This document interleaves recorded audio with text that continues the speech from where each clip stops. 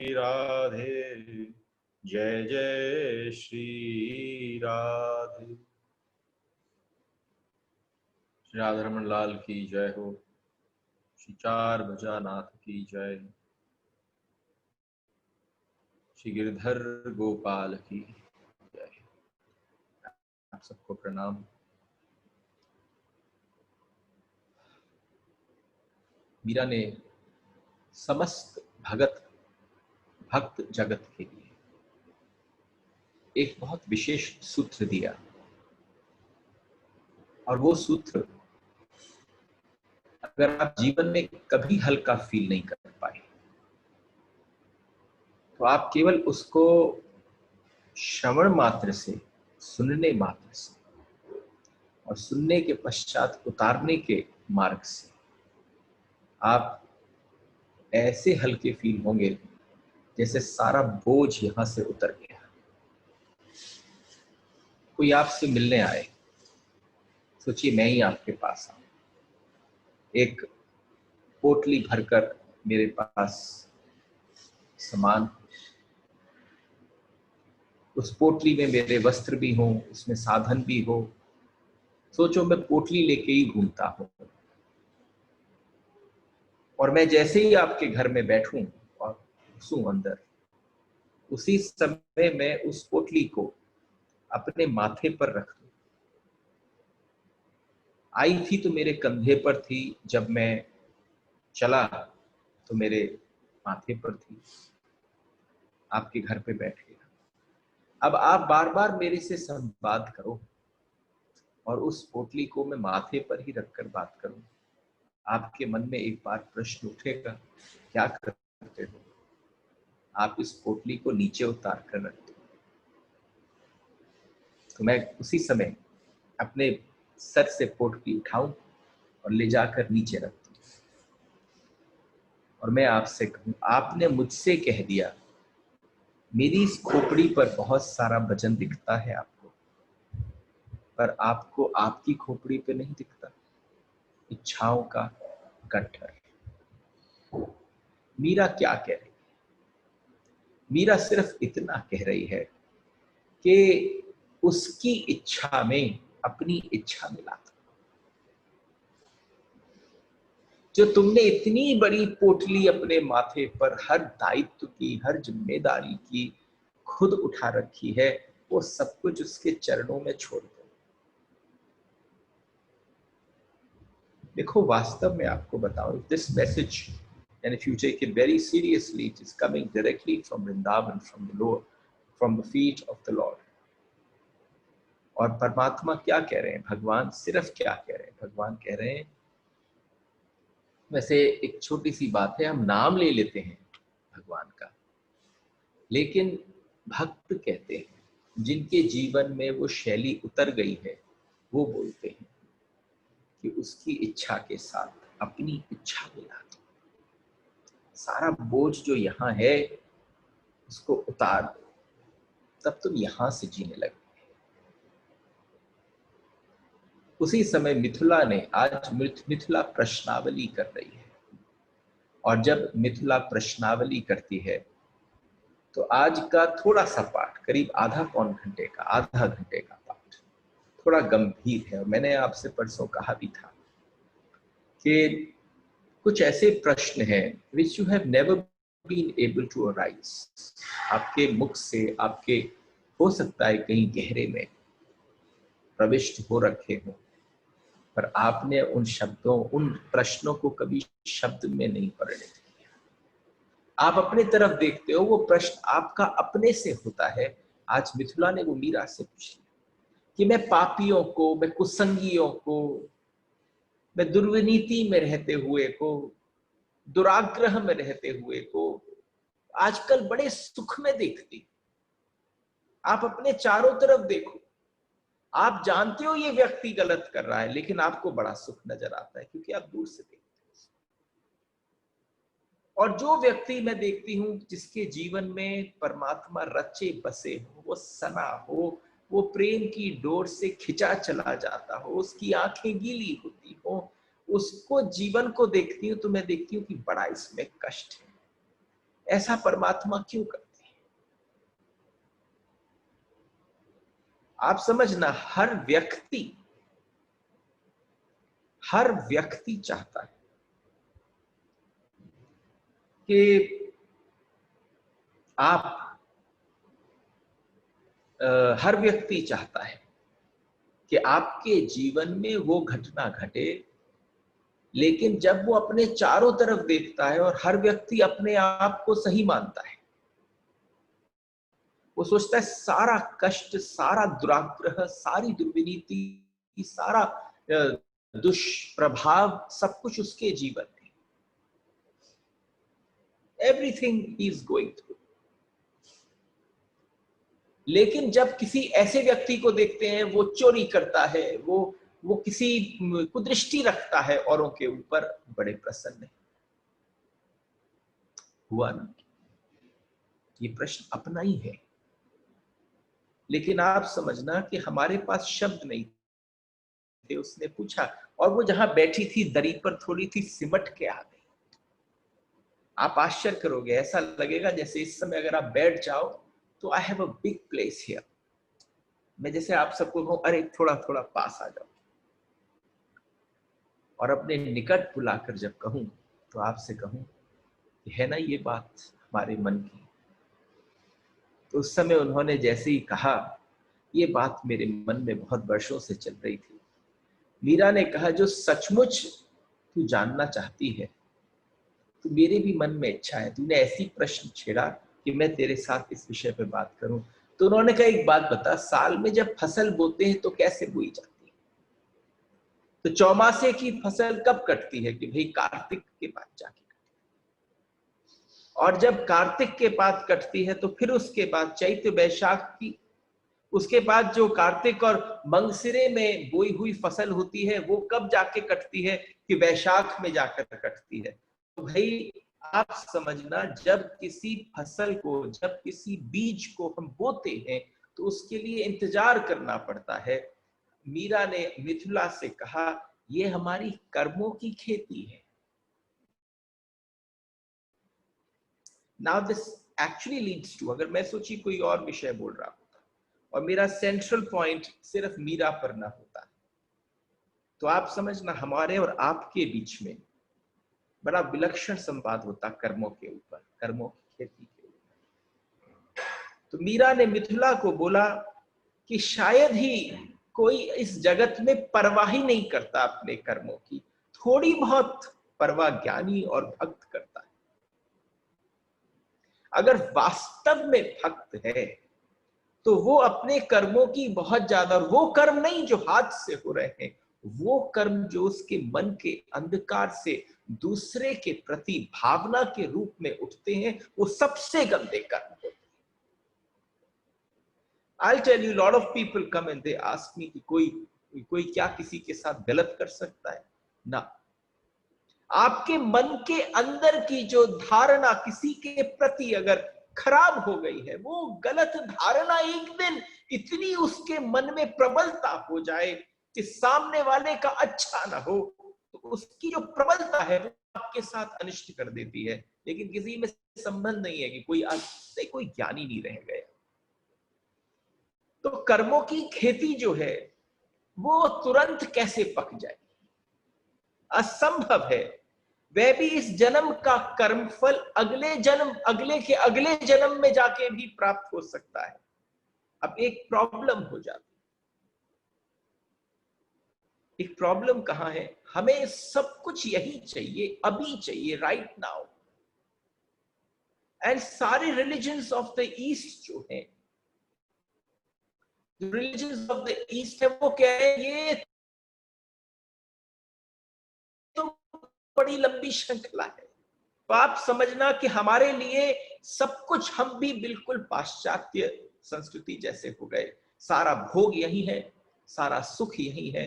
और आप समझना, जिन शब्दों में आप हमेशा फंसे रहते हो, वो मिथिला ने पूछ लिए। दासी थी, दिन रात चाकरी करती थी मीरा की। आज उसके मन में संग रहकर ऐसे प्रश्न उठे, मीरा आनंदित हो गई। और देखो गुरु कौन?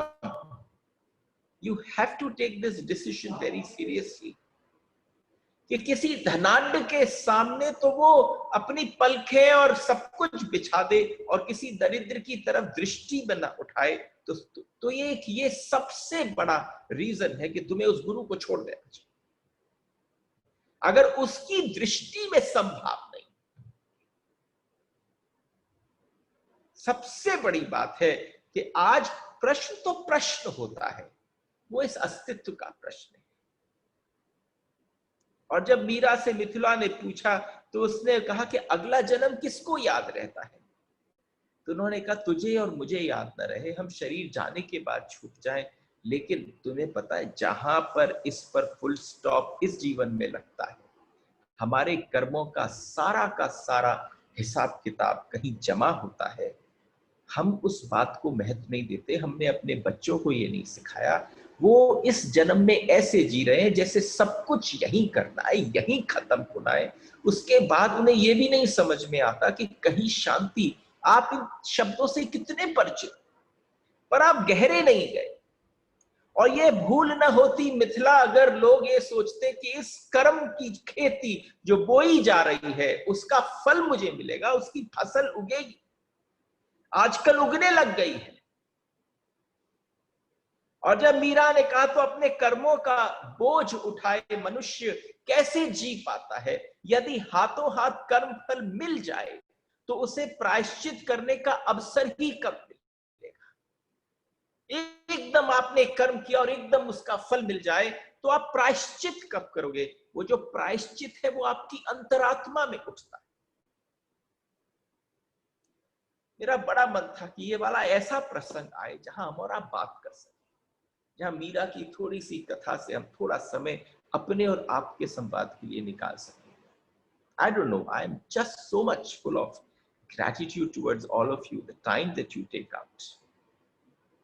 Just imagine, you cannot give anything, but this time and these years that you are giving at this point of time, if it goes in, if it seeps in, then आप अमृत चखने की तैयारी कर रहे हैं। If it settles inside, तो ये जो प्रायश्चित करने का, उसके विधान में सजा नहीं, उसके विधान में सजा नहीं है, सुधार है। ये मीरा। और आप देखना वो ज्ञान जो है वो दास बनकर बैठा है भक्त का, तब ऐसे शब्द निकल सकते हैं कि उसके विधान में सजा नहीं है, सुधार है। अगर तुम्हारी अंतरात्मा तुम्हें कचोटती है कुछ करते हुए और उसके बाद उसमें से कुछ प्रकट होता है तो वो सुधार है। मिथिला जैसे बालक कहीं गंदे कीचड़ में रहकर उथलथपथ होकर आ भी जाए तो मां का अथाह वात्सल्य उसको गोदी में से उठाकर सबसे पहले क्या करता है, उसका वात्सल्य जब तक उसे नहला दिलाकर स्वच्छ नहीं कर देता तब तक वह उसे गोद में नहीं लेती। अब ना समझ बालक ये ना समझ पाए कि कोई मुझे साफ कर रहा है, कोई मुझे पवित्र कर रहा है, कोई मुझे मेरी गंदगी हटा रहा है, और वो रोए, चीखे, चिल्लाए। वात्सल्यता है। अरे भक्ति साक्षात बोल रही, इससे ज्यादा क्या प्रमाण चाहिए? 500 साल पहले के कितने नाम याद हैं, लेकिन जो नाम रह गया है और जो आज भी हमारे कान में पड़ता है तो हृदय के तारों को झंकृत कर देता है, उसकी भाषा है, वो आज भी झंकृत करेगी, because this is your very nature. और हम सब बालक जैसे ही हैं। तू सुख की बात करती है, मिथिला से मीरा कह रही है, तू सुख की बात करती है मिथिला, मुझे तो अपने इस 23 वर्ष की अवस्था में, मीरा कहती मीरा 23 वर्ष की हो गई। सोचो कैसा रूप, कैसा लावण्य फूटता होगा, दृष्टि एक बार उनकी 23 वर्ष की आयु में, और फिर सादगी का जो आनंद है उसकी विशेषता कुछ भिन्न है। इस 23 वर्ष की अवस्था में संसार में किसी भी स्थान पर मुझे सुख दिखाई नहीं।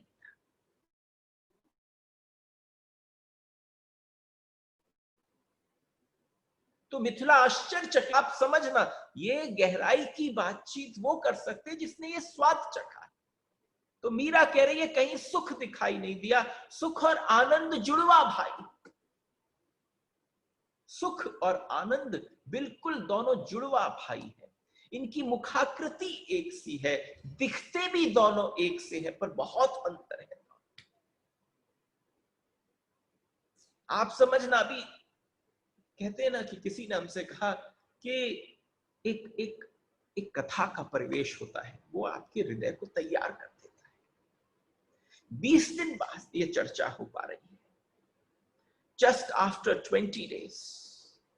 आज मीरा बोल रही है सुख और आनंद में अंतर क्या है। मिथिला की बात सुनकर सारी दासियां आकर बैठ गईं, और जब उसने बोला दोनों एक से है, मुखाकृति एक सी है, पर स्वभाव एक दूसरे से बड़ा विपरीत है। मानव ढूंढता तो है आनंद को, सुनो, दिस इज सो एसेंशियल। मानव ढूंढता तो है आनंद को, और उसकी जो इच्छा है वो आनंद की है, किंतु मुख साम्य के कारण, क्योंकि सामने उसके कारण सुख को ही आनंद समझकर धारण कर देता है, सुख को ही आनंद समझ बैठता है। Now this is the kind of discussion एक भक्त के मुख से जब होता है तो आनंद बिल्कुल जबरदस्त हो जाता है। आई डोंट नो कि आप लोग समझ पा रहे हैं इस बात को, लेकिन मेरी इच्छा है अगर इस डिफरेंशिएशन को समझ जाए, अंतर है दोनों में, दोनों विपरीत हैं। वो चाहता आनंद है, पर हल्का सा सुख मिलता है तो वो सोचता है यही आनंद है। आपके शरीर को थोड़ा सुख मिल जाए तो आप कहते हो बड़े आनंद। कोई आपको बहुत स्वादिष्ट भोजन मिल जाए तो आह क्या आनंद आ गया, लेकिन नहीं, वो आनंद नहीं है, वो सुख है। और मिथिला पूछती है इनके स्वभाव में विपरीतता कैसी है। आनंद सदा एक सा रहता है, घटबढ़ नहीं होता उसमें, उसमें कभी किसी प्रकार के पक्ष नहीं उठते, उसमें कभी प्रकार से ऐसा नहीं होता कि अब बढ़ा और अब घटा। अगर एक बार आपके जीवन में आनंद प्रविष्ट हो गया तो आनंद एक सा रहता है, लेकिन सुख बहुत ऊपर नीचे करता है, सुख बहुत आगे पीछे जाता है। इस प्रकार मनुष्य की खोज पूरी नहीं होती, सारी आयु निकल जाती है, सुख सुखी होने में हड़काए कुत्ते की भांति भागता है। ऐसा सुख के पीछे पागल हो जाता है।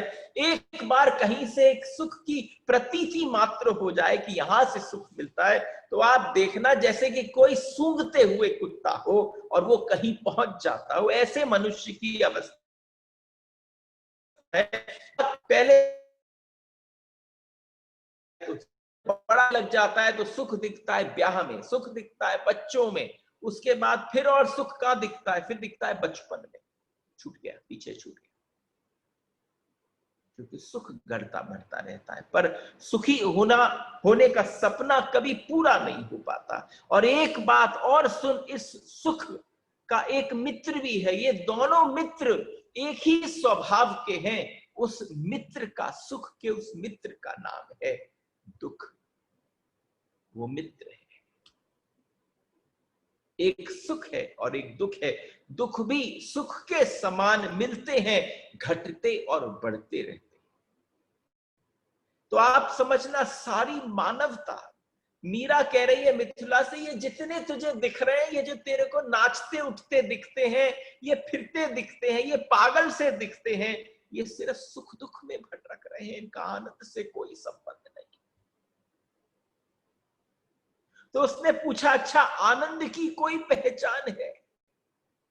अब आप समझना, ये है भक्ति की विशेषता। तुम्हें आनंद की डेफिनेशन कोई ज्ञानी नहीं दे सकता, नॉट पॉसिबल। आनंद की डेफिनेशन कोई ज्ञानी नहीं दे सकता, कोई तपस्वी नहीं दे सकता, नहीं दे सकता। वो तप कर रहा है, वो हठयोगी है, वो ज्ञान के मार्ग का पथिक है, लेकिन आनंद की जो परिभाषा है या आनंद के होने की जो स्थिति है, वो एक भक्त बता सकता है। उसका ठौर ठिकाना मिथिला पूछती है कैसे प्राप्त हो? पहचान तो यही है कि वो एक साथ है। देखो, कोई चीज आपके गहरे अगर भीतर आपको समझ आती हो, वैसे तो sometimes it just does not bothers me कि कोई समझा या ना समझा। क्यों? क्योंकि आप एक बात समझना, हम अगर अंदर से जुड़े, हम और आप अगर अंदर से जुड़े हैं, हजारों लाखों किलोमीटरों का डिफरेंस भी हो, दूरी भी हो, लेकिन अगर वो बात सही है तो आपके हृदय तक पहुंच जाए। आनंद एक सार है। और उसी समय एक सार का मतलब क्या है? हम आपसे कितनी बार कहते रहे, एक तारा उठा लिया। जहां एक तारा उठाया, अरे तुमने अभी तक वीणा, तुमने रुद्र वीणा, तुमने सितार, तुमने जाने क्या क्या बजाए, कितने कितने तार थे उसमें। तुमने उन सारे तारों को साधने की चेष्टा करी, उसमें एक सत्ता, दूसरा छूट जाता। लेकिन जिंदगी में जब एक तार आ जाए, जिसमें एक तार में सारे सुर मिलने लग जाए, उसको कहते हैं ईश्वर का सार। उसे कहते हैं एक सार। वे ईश्वर रूप अथवा ईश्वर का मित्र, वो आप। If this has to be defined, वो ईश्वर का, जैसे सुख के साथ दुख आता है, उसी प्रकार आनंद के साथ क्या आता है? आज की भाषा का अगर आपको वास्तव में आज के सत्र का धन्य हो वो मीरा, जिसने इतनी सरलता से बोल दिया आनंद के आगमन का, आगमन के होने की प्रतीति क्या है, कि जिसको ईश्वर की प्रतीति हो जाए उसको आनंद की प्रतीति होनी प्रारंभ हो जाती। फिर वहां घटाव नहीं होता, फिर वहां कोई बढ़ता कोई घटाव कुछ नहीं होता। एकदम ऐसा, इसके पाने के बाद सारी खोज समाप्त हो जाती है। उसके बाद जो आप परम आनंद में रहते हो, उसकी अवस्था लगे। अब रही ठौर ठिकाने की बात और वह गुरु संतों की कृपा प्राप्त आदि की बात, अरे जिसके लिए सत्संग होता है, जिसके लिए हम और आप बैठे, जिसके लिए किसी ने चयन कर दिया होगा कि अरे हम सब बैठकर आनंद की वार्ता करेंगे। आप अगर मीरा की नाम भी ना लें, इस समय आनंद की वार्ता करें तो आनंद ही मीरा की कथा है। क्योंकि वो प्रतीति कराती है उसकी, जिससे आप थोड़े से बिछुड़ गए हो। वो मिलन कराती है उससे, जिससे आप बिछुड़ गए हो। दुख का मूल सुख ही है। मिथिला ने पूछा, क्या दुख का मूल सुख है? नहीं और हां भी। मीरा बोली, दुख का मूल सुख है क्या? तो मीरा ने कहा, ना, तू कह सकती है नहीं भी और हां भी। दुख और सुख दोनों का मूल इच्छा है। दुख और सुख का मूल जो है वो इच्छा है, और इसका मूल, इच्छा का मूल जो है वो मोह है। दुख सुख इच्छा का है, इच्छा का मूल मोह है।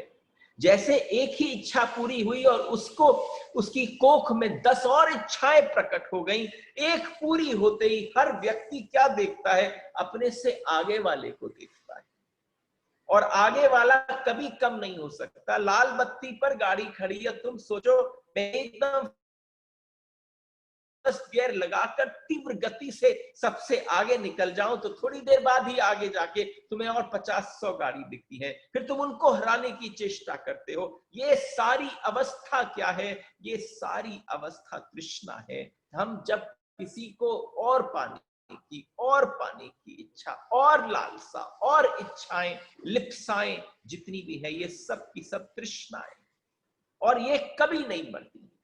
आदमी मरता चला जाता है, मरते वक्त तक भी मिथिला ये तृष्णा नहीं मरती, बल्कि तृष्णा ही मनुष्य को मारती। तुम्हारी मृत्यु कहां होती? मृत्यु ही तृष्णा में होती। हम सब जानते हैं कि प्रहलाद के पिता ने प्रहलाद को पहाड़ से गिरा दिया। प्रहलाद की बुआ होलिका की गोदी में बिठा दी, जिनको वरदान था कि वो जलेंगी नहीं, और वो जल गई और प्रहलाद न जले। आप सुनते हो ना कथा, ये कौन सुना रही है? ये भक्ति सुना रही है, भक्ति सुना रही है। सामने भक्त बैठे हैं, उनको सुना रही है। तू प्रहलाद की सुनती है, तू कुंती की सुनती है ना। अरे कुंती के पास जब जगत में सब कुछ प्राप्त हो गया, तब कुंती बोल पड़ी, अगर हे गोविंद तुम वास्तव में भगवान हो, मैंने सुना है तुम सब कुछ दे सकते हो, अब मेरी एक इच्छा अधूरी रह गई है, अगर वो इच्छा आप मुझे दे दो तो मैं मानूं कि तुम भगवान हो। लोग भले ही कहते हो, मेरे लिए भगवान तब होगे जब मेरी इच्छा पूरी करोगे। तो उन्होंने, कृष्ण ने कुंती से कहा, हाँ बुआ बोलो। और जब कुंती ने कहा कि अगर दे सकते हो तो मुझे दुख दे, और उन्होंने उसी समय अपनी बुआ को पकड़कर कहा, क्या मांग लिया बुआ, जीवन पर्यंत तो तुम हमेशा अग्नि पर चली, वो दुख क्या कम थे? तो उन्होंने कहा, उस दुख में तुम साथ थे, उस दुख में तुम पल पल साथ थे, साथ साथ चले, वो सुख था, तुम्हारा यहां से जाना जो है वो दुख है। तो मैंने आपसे क्या कहा, आप मीरा की क्या सुन रहे हैं? मीरा स्वयं जिसकी सुना सकती है वो जीवंत उठ जाए। तो मीरा ने कहा, प्रहलाद की तूने सुना, उसे गिराया, उसे डुबाया, तनिक सोच, पहाड़ से नीचे उठकर समुद्र की गहराई में से निकलकर प्रहलाद कैसे आया होगा? वह सीधे वहां से पहुंचकर वापस दुख पाने के लिए घर क्यों चला जाता था? इसलिए क्योंकि उसके लिए सुख,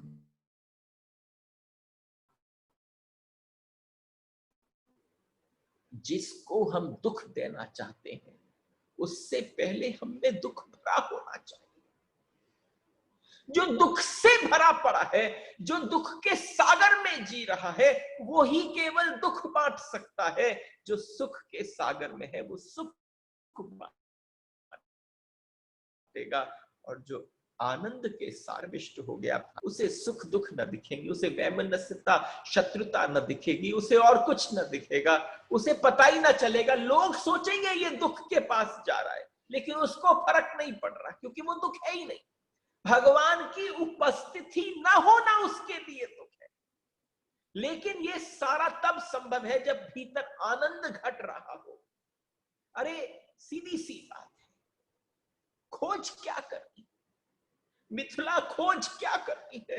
अरे तुमको 5,500 साल पहले, 7,000 साल पहले, 10,000 साल पहले ऋषि बोले, बात थोड़ी पुरानी लगती है, लेकिन अगर नई बात सुनने के लिए आए हो तो जरा 500 साल पहली मीरा की सुन लो। मीरा ने कहा, मिथिला ये जीवन पता है किसके लिए मिला है? कि तुम आनंद की वृद्धि करो,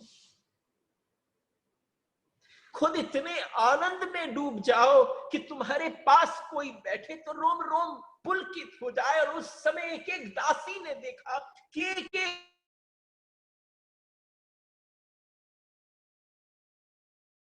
धारा बह रही थी।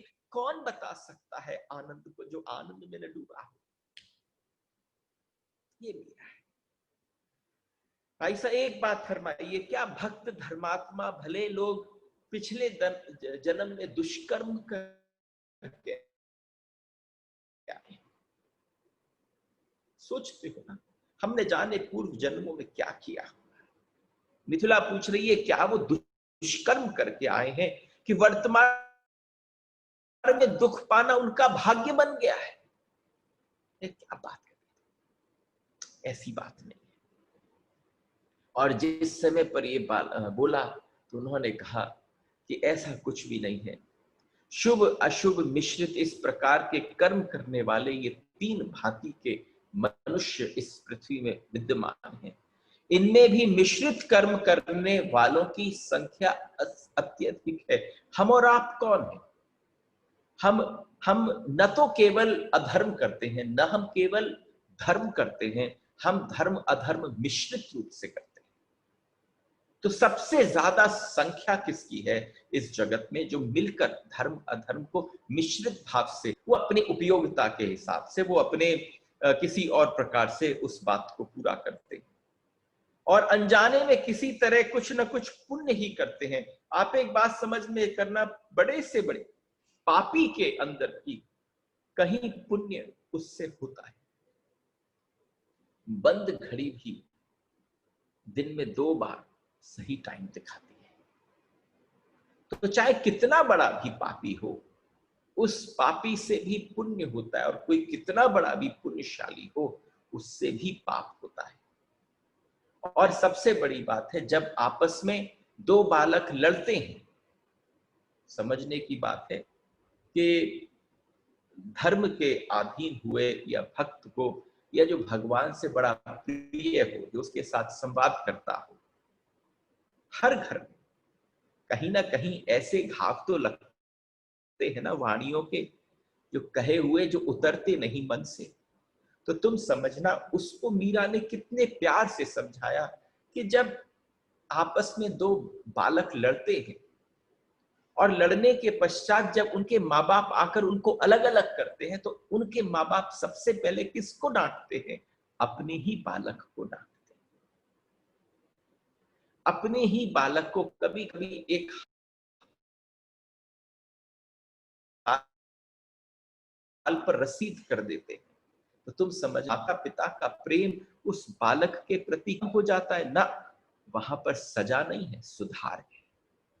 यही हमारे जीवन में, जिस जिस पल तुम्हें कोई घाव मिल जाए, तो तुम समझना लड़ाई 2 जनों में हो रही थी, और उन 2 जनों के बीच की लड़ाई को परमात्मा ने अपने अपने बालक को खींच लिया। और जब उसको अंदर जो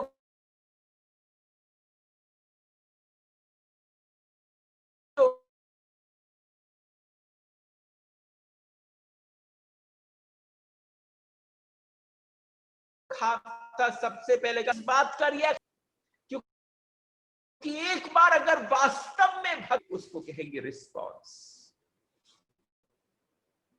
और एक सबसे बड़ी बात है, इस पथ पर भी चलकर लोग कभी कभी फिसल जाते हैं।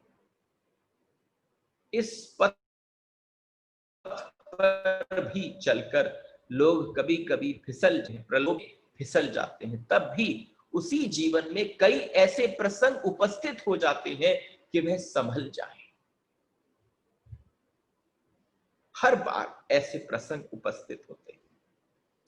एक बात सबसे कहना चाहता हूं, माता पिता, भाई बंधु, रिश्तेदार, काकी, भौजाइयां, जितने भी आप संबंध बनाते हैं, ये अगर आपके जीवन में न हो, तो ये दुनिया कहती है कि ये व्यक्ति अनाथ है।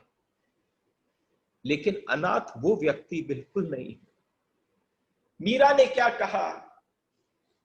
रिश्ते हो न हो, चाहे तुम्हारे माता पिता हो न हो, तुम अनाथ नहीं हो, तुम नाथ की शरण में हो। लेकिन जिसके जीवन में इष्ट नहीं है, श्रद्धा नहीं है, विश्वास नहीं है, जिसके जीवन में भक्ति नहीं है, वो व्यक्ति अनाथ। तू देख, मेरे पास सब थे, एक एक कर कर एक एक रिश्ता जाता चला गया, और तुझे क्या बताऊं, सबको मैं अनाथ दिखती होंगी, लेकिन मुझे पता है मेरा गिरधर गोपाल सनाथ है, मेरे साथ है। अनाथ कौन है? जिसके पास श्रद्धा नहीं है। श्रद्धा रूपी मां, विश्वास रूपी पिता, ज्ञान और वैराग्य रूपी पुत्र नहीं है, वो व्यक्ति इस संसार में अनाथ है। अगर आप समझ पाओ कि हम वास्तव में अनाथ हैं, तो ये बात, और एक बार सच्चे मन से यह जानना चाहा अगर तुम, देखो ये सबसे अद्भुत बात है।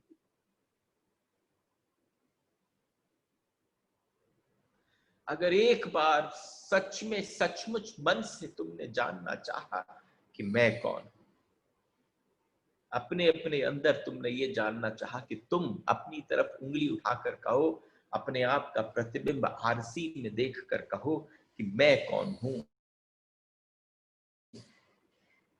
जहां तुम पूछते हो मैं कौन हूं, ईश्वर क्या है, जहां ये प्रश्न तुम्हारी आत्मा की गहराई से बाहर निकलता है, उसका नाम ज्ञानी या भक्त की सूची में तो लग गया। उसके बाद जब वो तुम्हें अपना स्वीकार कर लेगा, जब वो तुम्हें पूरी तरह से स्वीकार कर लेगा, तब वो तुम्हारी चर्चा शास्त्रों में कराएगा। किसी को पता था उस समय? हजारों लाखों थे 500 साल पहले, लेकिन क्या हमें पता था कि हम ऐसे दौर से निकलेंगे कि एक समय आएगा जिस समय हम और आप बैठकर मीरा गाथा सुनेंगे? ये 500 वर्ष पूर्व तो किसी ने न सोचा, ये संभव नहीं कि किसी ने सोचा। और भूल भूल कर पुनः पथ पकड़ना होगा। पर अब पहले और पिछले सर्व कर्मों में छूट छूट करके कर्म फल के जो प्रारब्ध बनेंगे, जो लक्ष्य को ठेल दें, जैसे स्वर्णाकार जो होता है, जो स्वर्ण के आभूषण बनाने वाले ज्वेलर्स हैं, वो कितनी बार भट्टी में तपाते हैं। तुम समझना, तपता भी कौन है? तपता भी तो सोना ही है। अगर तुम तप रहे हो भगवान के इस संसार में, तो कितने हैं जो तुम्हें तपते न दिखते हैं? तुम तप रहे हो इसलिए क्योंकि पता है इसमें काबिलियत है, इसमें गढ़ा जा सकता है, इसको गढ़ा जा सकता है। एक छोटी सी बात है, ये इतने सारी भावनाओं के प्रश्न एक बार पूछे, और उधर क्या हो रहा था? उधर जो है विक्रमादित्य का रोज राणा जी, जिसको आप आगे बहुत बार श्रवण करेंगे, वो विक्रमादित्य जो राणा है, उनका क्रोध बढ़ता चला जाता। ज्यों-ज्यों मीरा का यश कीर्ति पर स्थापित होता चला जा रहा था, ध्वजा उसकी चारों तरफ फहराई जा रही थी। आज समझना कोई किसी और की ध्वजा हो, हम तो भक्त हैं, राधा रमन के दास हैं, जहां जावे तो हम क्या कहें कि ध्वजा किसकी फहराए, कि हमारे ठाकुर की ध्वजा फहराए। मंदिर और महल और ड्योढ़ी पर भक्तों की और संतों की भीड़ लगने लगी।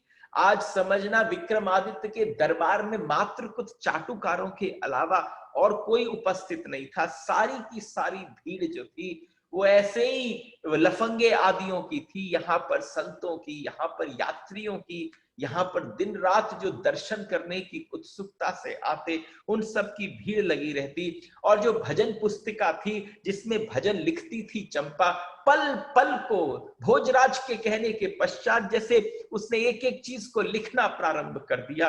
एक एक को लिखकर जब लिखती तो जाने कितनी लंबी कतार लग जाती उन भजनों को लेने के लिए। आप क्या सोचते हो अब तक हमारे और आपके बीच में कैसे पहुंचे? यहां पर भीतर रनिवास में स्त्रियां दो हिस्सों में बट गई। रनिवास के अंदर स्त्रियां चित्तौड़ में दो हिस्सों में बट गई, कुछ मीरा की ओर और बाकी सारी हांडी रानी की ओर और उदय कुंवर बाईसा की ओर हो गई। उनकी जो सेनापति थी वो उदा बाईसा थी, मीरा की ननद, और जो उनकी सबसे छोटी राज महाराणा सांगा की रानी, जिसको हांडी रानी कहते थे, उन दोनों ने एक ऐसा जमघट तैयार कर लिया कि उनकी आवाज बार बार आती, जो मीरा का संग देती। आज हांडी रानी के मुख से निकल पड़ा। रनिवास के भीतर हांडी रानी ने बोला, कब मरेगी जे मेणतनी पता नहीं, कब मरेगी? ये तो मेरे राज्य में जब से आई है तब से अशांति फैल गई है। अरे इसका पांव जो है बड़ा अपशगुन निकला। जाने कौन से मति फिर गई थी हमारे राणा जी की कि इस ऐसी बिंदड़ी को उठा कर ले आए। एक दिन ईडरगढ़ से उदा बाईसा के जो पति थे वो पधारे। सारी हंसी खुशी आमोद प्रमोद चल रहा था, खूब सत्कार आदि हो रहा था। तभी उन्होंने एक उल्हाना दिया कि तुम्हारी भाभी मोड़ों की भीड़ में बीच में नाचती है। जैसे ही उनके उदा बाईसा के पति ने बोला, ये कैसे कुल की रीति है, ये हिंदू राष्ट्र के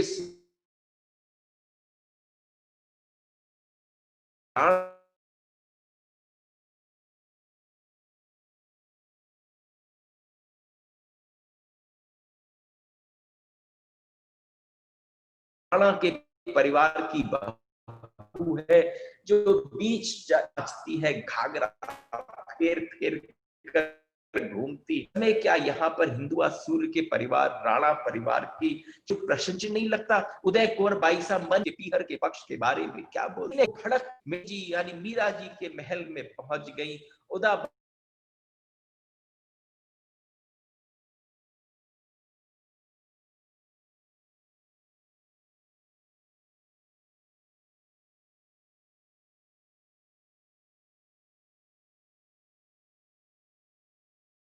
तो we cannot do anything about the internet these days. It's raining, and so anyway, we are left with 10 minutes right now. And उदा बाईसा के जो पति ईटरगढ़ से आए, उन्होंने ऐसा किया जैसे कहीं आग जल रही हो, वहां घी का काम कर दिया जाए। उदा बाईसा जाकर मीरा के महल में जाकर खूब जोर जोर से चीखने और चिल्लाने लगी। मीरा ने नेत्र उठाकर शांत दृष्टि से उनकी ओर देखा और कहा, उन्होंने कहा, आपको जरा भी लाज नहीं आती? उदा बोली मीरा से, आपको लाज नहीं आती? आपके विषय में लोग कैसी कैसी बात करते हैं, कितने उल्हाने आपके कारण मुझे सुनने पड़ते हैं, कितनी विक्रोक्तियां सुननी पड़ती हैं, ये सिर्फ मैं ही जानती। मीरा ने बड़े शांत उसमें कहा, बाईसा अर्ज करूं? जब मीरा ने बहुत शांति से कहा तो सामने क्रोध का उत्तर क्रोध में दिया जाता है तो क्रोध और बढ़ जाता है।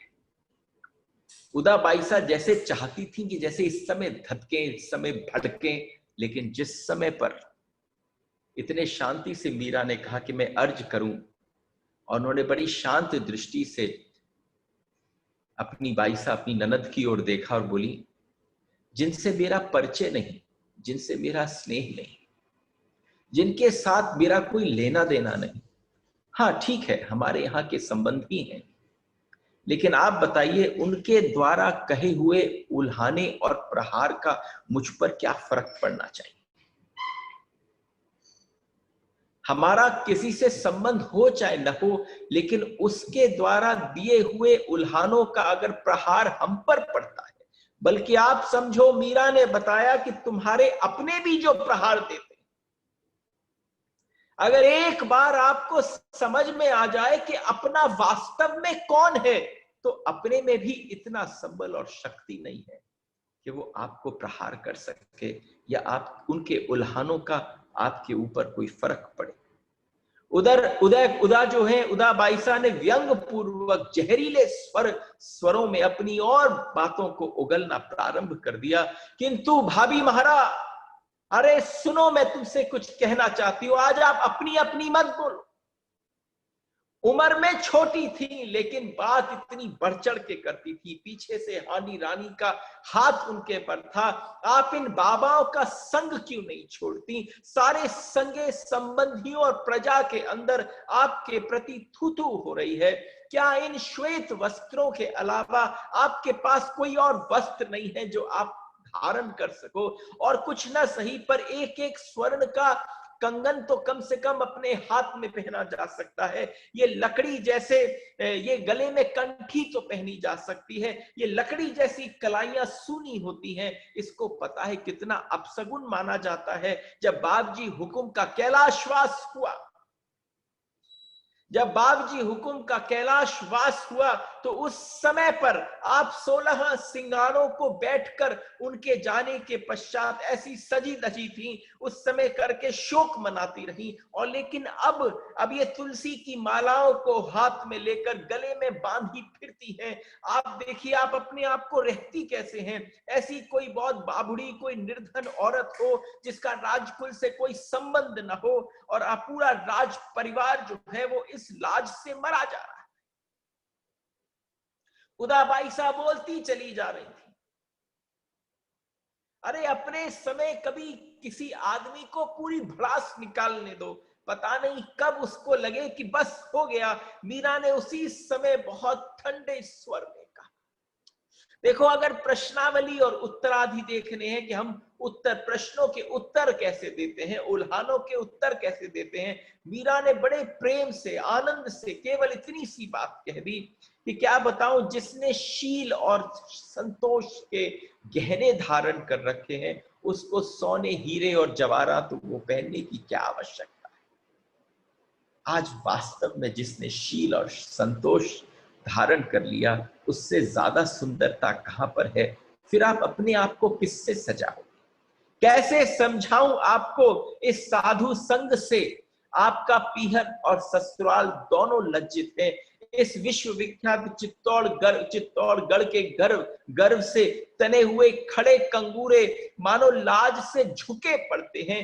अरे आप अकेली बींदनी नहीं है इस राजकुल की, इस हिंदुआ सुर के गौरव की। हमारे यहाँ और भी जब बींदड़ियां आती हैं वापस अपने अपने पीहर से या कहीं पर आना जाना होता है तो जरा देखो कैसी सजी हुई होती है, कैसे आभूषण हो रहे होते हैं, कितनी सुगंधी आदि चल रही होती है, कितनी दास दासियां सब आगे पीछे भाग रही होती हैं। और जब आपके पास कोई पधारता है तो आपके पास आकर क्या देखता है कि तंबूरे चिमटे, करताल खड़काते, गेरुए वस्त्र पहने, कोई लंगोटियां, कोई भभूति, कोई तुलसी, कोई रुद्राक्ष की माला लटकाए, कोई मुंडित लटकती जटाएं मोड़े बाबा झुंड के झुंड मानो शिव जी की बारात निकल रही हो। आपके पास चारों तरफ ऐसी भीड़ सजी हुई रहती है। आपके पास और क्या रहता है, सिर्फ ऐसे बाबाओं के बाद उदय कंवरी की जो घृणा से मुंह बिचकाकर जब उन्होंने कहा कि धिक्कार है आप जैसी भाभी को अपने इस घर में लाकर, उसी समय मीरा ने उसी समय कहा, हाँ बाईसा, हाँ ठीक है, हाँ बाईसा ठीक है। यहाँ शिव जी एकलिंग नाथ ही तो हैं, इन्हीं की बारात में लज्जित होती हो आप। वो आपके इष्ट हैं, वो इस मेवाड़ के राजा हैं, अरे वो ही हमारे शासक हैं। उनकी बारात अगर रोज मेरे यहाँ पर इकट्ठी होती हो उससे आपको लाज होती है। मैं तो अपने झरोकों से झांक कर इन साधु बाबाओं को देखती हूँ, खुशी से आनंदित हो जाती हूँ। पता नहीं कौन मेरे गिरधर गोपाल के धाम से सुगंधी ले आए। मैं अपने भाग को सराहती हूँ, साधु संग को जगत से तार देता है। बाईसा आप उल्टी बात फरमाती हैं। मीरा ने मुस्कुराकर उत्तर दिया, मैं चाहती हूं कि आपके भी मन में, आपके भी जीवन में ऐसी अद्भुत सेवा भगवान की प्राप्त हो जाए कि भगवान आपको सद्बुद्धि प्रदान करे। ये भावना के साथ साथ मीरा उसी समय मुड़ी और अपने गिरधर गोपाल की सेवा पर बागें सिलने लग गईं। बागें सिलते हुए उसी समय पीछे से मिथिला चंपा उनकी सेवा में लग गईं। जब पता चला उदा बाईसा को कि मेरी यहाँ आवश्यकता नहीं है, भड़भड़ाती हुई, खूब तमतमाती हुई वो वहां से अपने महल की तरफ निकल गई। और मीरा ने अपना तंबूरा उठाकर एक मजेदार से अद्भुत तरीके से एक गीत ठाकुर के आगे सम्मुख कर दिया, हे गोविंद।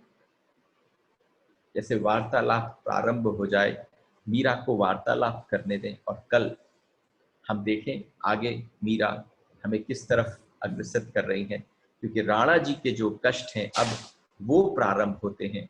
वास्तव में मीरा की जो स्टोरीज आपने सुनी है वो अब तक की आपने ज्यादा नहीं सुनी थी, अब थोड़ी थोड़ी सुनी। But I am still telling you, be prepared to enter in दिव्य वृंदावन। जिस दिन वृंदावन आवे, जिस दिन वो धीरे धीरे चल पड़े वृंदावन की ओर, उस दिन आप सब भी मीरा का पल्लू पकड़कर मीरा के पीछे पीछे चल लें। सबको प्रणाम, राधे राधे।